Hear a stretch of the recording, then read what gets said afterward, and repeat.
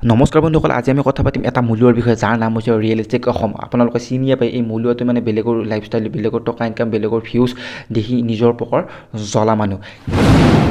আপোনালোকে জানে সময় গগৈ খুব ধুনীয়া কাম কৰিছে। যিসকল দুখীয়া মানুহৰ ঘৰ দুৱাৰ নাই সেইবিলাকক নতুনকৈ বান্ধি দিছে, আৰু যিবিলাক অভাৱ অভিযোগ আছে পানী খোৱা লোৱা ব্যৱস্থা সকলোবোৰ কৰি দিছে।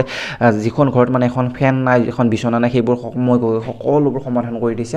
আৰু এইবিলাকৰ ভিউজ দেখি ৰিয়েলিষ্টিক নামৰ মূল্যজনে বহু জ্বলনিত থাকিব নোৱাৰি সময় গগৈৰ নামত এটা বিতৰ্কিত পোষ্ট মানে ভিডিঅ' এটা কৰিছে। আপোনালোকে গম কি কৈছে আপোনালোকে শুনক। ইউটিউবাৰ হ'লে বোলে সময় গগৈৰ নিচিনা হ'ব লাগে হা, তোৰ নিচিনা মূল্য হ'ব লাগে নেকি বান্দাৰ?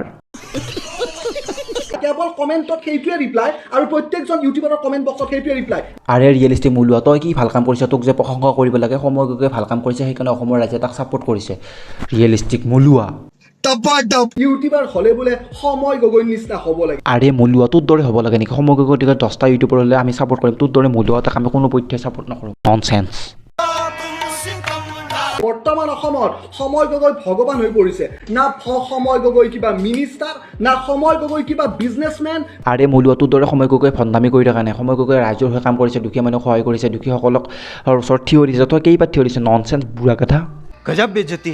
না সময় গগৈ কিবা টপ লেভেলত চাকৰি কৰে যে সি প্ৰত্যেকজন দুখীয়া মানুহক ঘৰ বনাই দিব পাৰে। ঠিক আছে, মই এটা কথা কওঁ, সময় গগৈ তাত কি পইচাৰ কিবা ভাণ্ডাৰ আছে নেকি? আৰে মূল্যা, সময় গগৈৰ টকাৰ ভাণ্ডাৰ নাই। তইতো চাকৰি কৰা, তই কেইজনক সহায় কৰিছা? তুমি শৰম হে কুছ? সময় গগৈৰ পৰা ছ'চিয়েল মিডিয়াৰ পৰা যিখিনি উপাৰ্জন হয় সেইখিনি সকলো দুখীয়া মানুহৰ নামত সহায় কৰি দিয়ে, আৰু তই ইনকাম কৰি ছ'চিয়েল মিডিয়াৰ পৰা তই কেইটকা দুখীয়া মানুহৰ নামত খৰচ কৰিছে? আজিলৈ তোৰ দেখোন এটা ভিডিঅ' দেখা নাই মূল্যা। যে প্ৰত্যেকে সি ঘৰ বনাই দিয়া একোটা তাৰমানে ৰেগুলাৰ তাৰ ভিডিঅ' হয়। ঠিক আছে, আৰে মূল্যা, তই সময় গগৈ নিচিনা কেইজন মানুহক ঘৰ বনাই দিছা, কেইজন মানুহক সহায় কৰি দিছা? সময় গগৈ এই ঘণ্টাই ভিডিঅ' আপলোড কৰিব, তই কিডাল কৰিবি? আৰু তই বাধা দিব কোন? অৰিজিনেল ৰহস্য মই আজি আপোনালোকক এইটো ভিডিঅ'ৰ জৰিয়তে ফাদিল কৰিম। আৰে মূল্যা, তই সময় গগৈৰ ৰহস্য পাছত ফাদিল কৰিবি। আগে তোৰ ৰহস্যৰ ফেচবুকৰ কমেণ্ট বক্সত চা, তোক ৰাইজে কমেণ্ট বক্সত কেনেকুৱাকৈ ধুই আছে। ননচেন্স।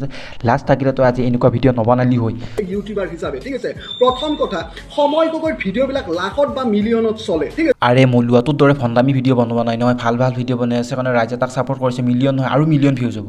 আৰু আমাৰ অসমৰ মানুহবিলাক সাংঘাতিক আৱেগিক হয়। ঠিক আছে, আৰে মূল্যা, দুখবিলাক বুজি পাই কাৰণেহে আৱেগিক হয়। তই এটা ভণ্ড, তই ক'ত বুজি পাবি দুখৰ কথা? তাৰ ভিডিঅ' ইউটিউবতো লাখ বা মিলিয়নত চলে, আৰু ফেচবুকতো লাখ বা মিলিয়নত চলে। অফক'ৰ্ছ সময় গগৈৰ ভিডিঅ' আৰু চলিব, তোৰ ভিডিঅ' কিয় নচলে? তই ভণ্ডামি ভিডিঅ'বিলাক বনাই থকাৰ কাৰণে তোক কোনেও ছাপোৰ্ট নকৰে, অযথা তোক গালিহে পাৰে কমেণ্ট বক্সত। তই একবাৰ কমেণ্ট বক্সত খুলি চাব, তোৰ দম আছেনে? যদি লাজ থাকিলে তই আজি এনেকুৱা ভিডিঅ' নবনালি হয়।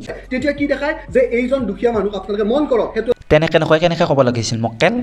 প্ৰথম ভিডিঅ' হ'ল। 2 নম্বৰ ভিডিঅ' হ'ব যে সেইজন দুখীয়া মানুহ কেতিয়াৰ পৰা ঘৰ নোহোৱাকৈ আছিল, সেইটো 2 নম্বৰ ভিডিঅ'। আৰে মক্কেল, এটা ভিডিঅ' নামত 3-4 ঘণ্টা খৰচ কৰিব লাগিছিল নেকি? পাৰ্টকৈ দেখাওঁতে তোৰ কি প্ৰব্লেম তাতে? 3 নম্বৰ ভিডিঅ'টো হৈছে যে মানুহজনৰ ঘৰ এটা বনাবৰ কাৰণে অলপ চেষ্টা কৰিলোঁ। আজি আৰে মক্কেল, তোৰ দেখোন আজিলৈ ভাল এটা ভিডিঅ' দেখা নাপালোঁ। তই বেলেগক গালি পাৰে, বেলেগে ক'ত গ'ল, বেলেগে কি খালে, বেলেগে কি ইনকাম কৰিলে, বেলেগে কি পলিটিক্স কৰিছে, এইবিলাক কৰোঁতে গ'ল। তোৰ পৰা শিকিব লগা আছে কি মক্কেল?